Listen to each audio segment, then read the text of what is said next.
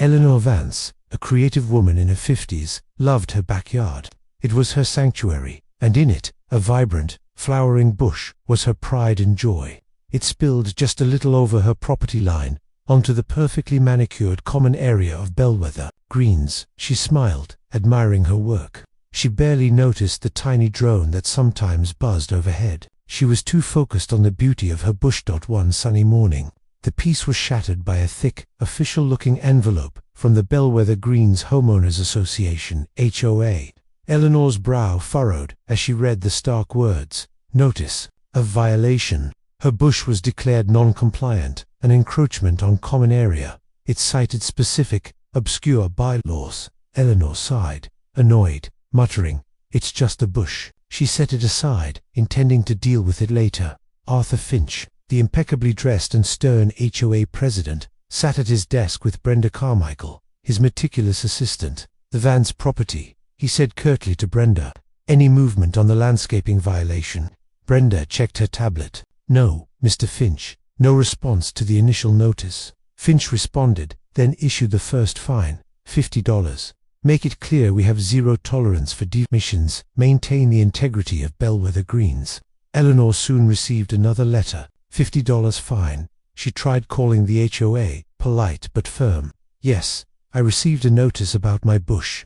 It's a healthy plant, not causing any issues. Can we discuss this?" A flat, rehearsed voice on the other end replied, "All disputes must be submitted in writing.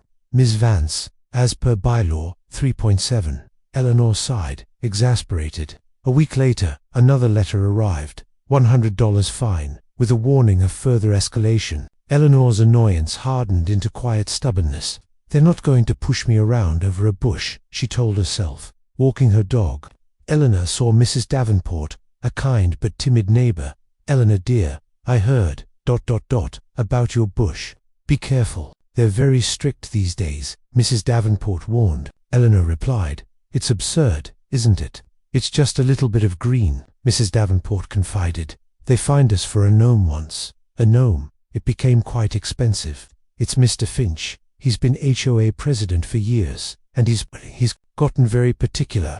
Eleanor nodded, a seed of curiosity planted. She started noticing the almost sterile perfection of other lawns, devoid of any personal touches.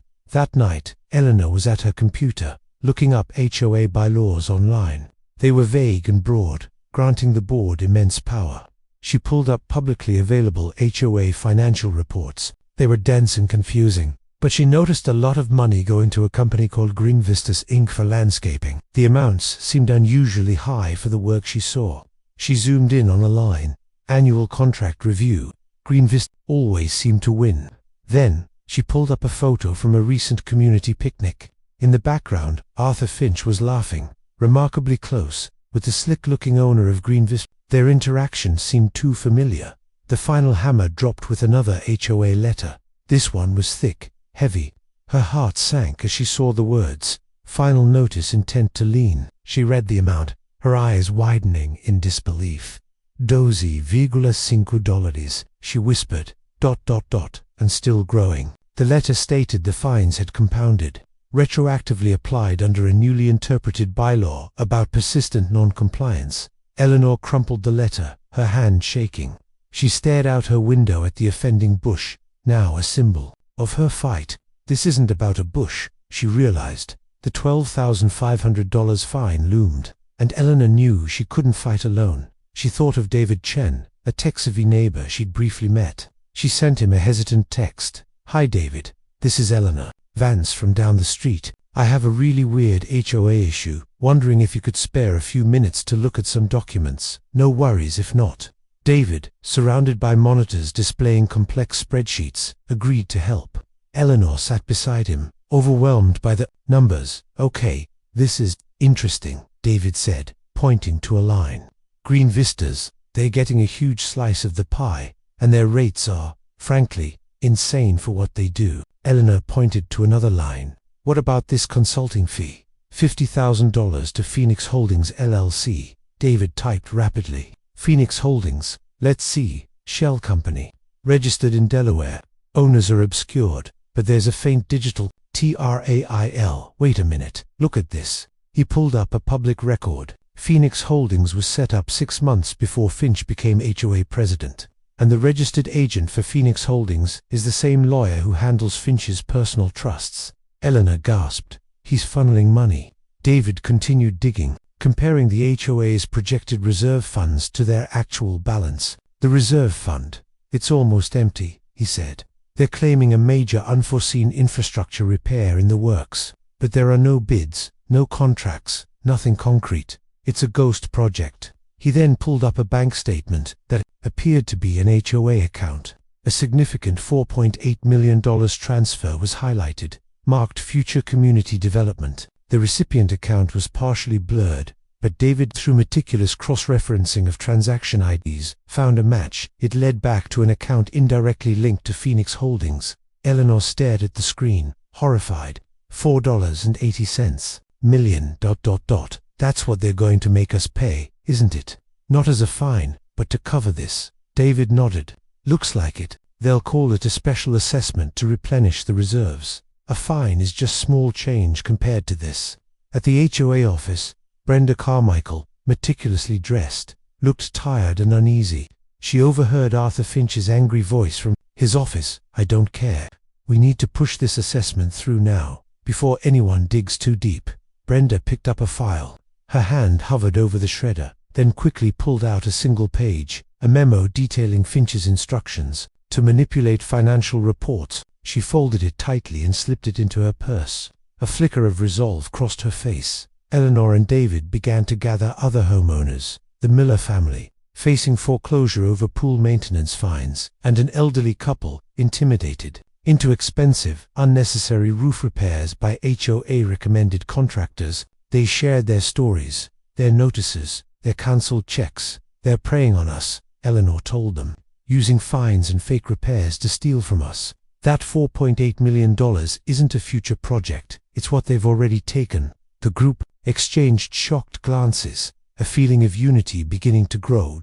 Another HOA letter arrived, this one from the HOA's powerful lawyer. It was a cease and desist order, threatening a lawsuit against Eleanor and any associates for defamation and disrupting community harmony. Eleanor's hand trembled as she read it. David, reading over her shoulder, said, "They're scared. This means we're close." That night, David, working tirelessly, connected more dots. He gasped, turning to Eleanor. "Eleanor, you need to see this." He pulled up a screen showing a detailed, undeniable financial flowchart. It clearly illustrated the $4.8 million moving from the Bellwether Greens HOA Reserve Fund, through various shell companies including Phoenix Holdings, and finally into a private account linked directly to Arthur Finch and the owner of Greenvist, Inc. Eleanor stared at the screen, a cold dread, mixed with furious resolve, settling in. This is everything, she whispered. But rumors of the impending $4.8 million assessment spread like wildfire. Homeowners gathered in small groups on sidewalks, looking at their phones. An anonymous email from Bellwether Truth, sent by Eleanor and David, hinted at a massive upcoming assessment. Panic was palpable. People talked about having to sell their homes. The Bellwether Greens Community Hall was packed for an emergency HOA meeting, the air thick with tension. Arthur Finch stood at the podium, flanked by the HOA lawyer. He looked grim but composed.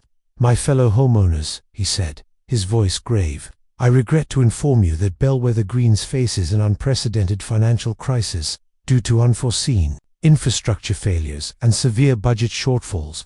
The HOA is legally obligated to implement a special assessment of $4.8 million. A collective gasp rippled through the crowd, erupting into angry shouts. Finch pounded the gavel. "Order! Order! This is not negotiable. It is a necessary evil to preserve our property values and prevent legal action against our association. Those who oppose this are acting against the best interests of this community." Eleanor, David, the Millers, the elderly couple, and several other homeowners met at Eleanor's house, papers and laptops littering the table. They called themselves homeowners for accountability. He just announced it. $4.8 million. "We have to fight back, and we have to do it now," Eleanor declared. David showed them the secure website he created, with a clear breakdown of the fraudulent transactions. "This is where we put everything. Testimonies, documents. We have to get this out." They planned smaller, discreet meetings to rally support away from the HOA's watchful eyes. Arthur Finch and his lawyer countered by sending out official HOA newsletters and email blasts, painting Eleanor as a disgruntled, non-resident, a liar, and a threat to community stability. They threatened lawsuits for spreading malicious rumors. Some homeowners wavered, uncertain who to believe, but others, armed with Eleanor's evidence, grew more resolute. At her home, Brenda Carmichael stared at the memo she'd slipped into her purse, detailing Finch's instructions to manipulate financial reports. At her home, Brenda Carmichael stared at the memo she'd slipped into her purse, detailing Finch's instructions to manipulate financial reports. She watched a news report about the Bellwether Greens crisis, showing distraught homeowners. She thought of her own retirement, her reputation. She pulled out her phone, typed a quick, anonymous message. Check the HOAS infrastructure project file from last year. Budget approval. Page 7. There's a discrepancy, then deleted it from her sent box. This has to stop, she whispered. Herself, Eleanor, David, and a few key homeowners met with a sharp lawyer experienced in fraud cases. They laid out all their evidence, David's financial flowcharts, the testimonies, and Brenda's memo which Eleanor had deciphered. This is compelling, the lawyer said. Very compelling. You have a strong case for a class action lawsuit for fraud and embezzlement. We can move to freeze his assets, go after Green Vistas, and seek criminal charges.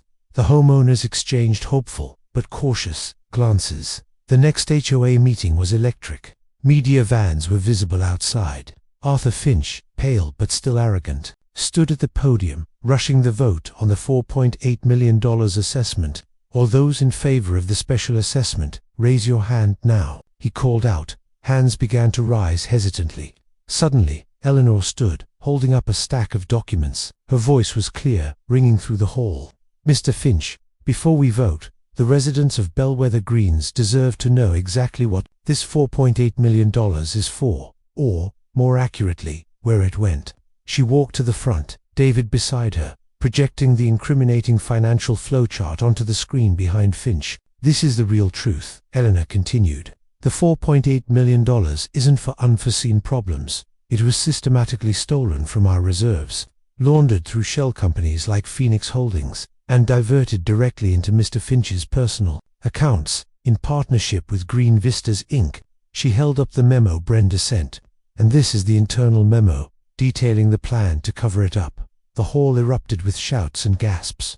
Arthur Finch's face drained of color. He tried to speak, but no words came out, only a trembling finger pointing at Eleanor. You'll pay for this. Defamation, I'll ruin you, he screamed, his controlled facade shattering completely. The scandal rocked Bellwether Greens. TV, news trucks lined the streets, reporters interviewing stunned residents. Headlines flashed across screens. HOA President accused of $4.8 million fraud. The once pristine, quiet community was now a media circus. At the law office, Eleanor, David, and the other homeowners met with their lawyer. The class action lawsuit is filed, the lawyer announced. Finch's assets are frozen. The district attorney's office and the FBI have opened criminal investigations. Thanks to your evidence and the media attention, a sense of quiet triumph settled over the group. In a police interview room, Brenda Carmichael, looking pale but resolute, gave her full statement to a detective. He threatened my pension, she explained, but I couldn't stand by while he ruined everyone. She provided detailed accounts of Finch's scheme, sealing his fate. In the courtroom, Arthur Finch sat at the defense table, his face drawn. Brenda testified, her voice clear and strong.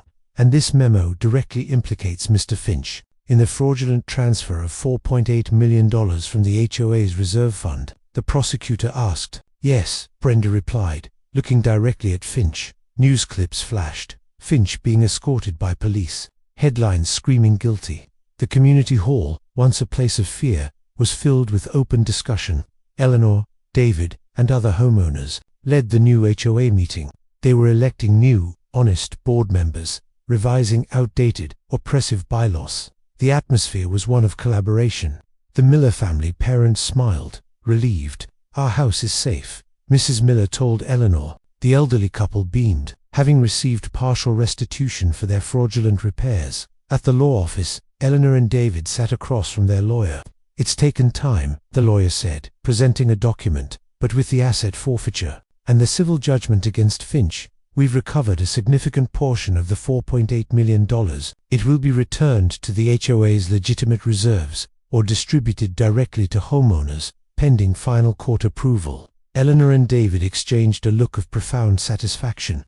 It wasn't 100%, but it was a monumental victory. Eleanor stood in her backyard, looking at her bush. It was fuller now, thriving, spilling out a little, vibrant and beautiful. No drones hovered. David walked up, smiling. "Looks good," he said. "Perfectly non-compliant." Eleanor laughed, a genuine, joyful sound. "Exactly.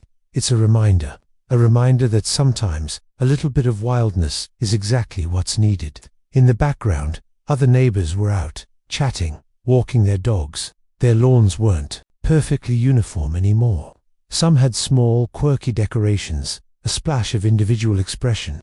The rigid perfection was gone, replaced by genuine community. Eleanor looked at her bush, then out at the neighborhood, a quiet satisfaction on her face. The $4.8 million fine had been a disaster, but it had forged a community.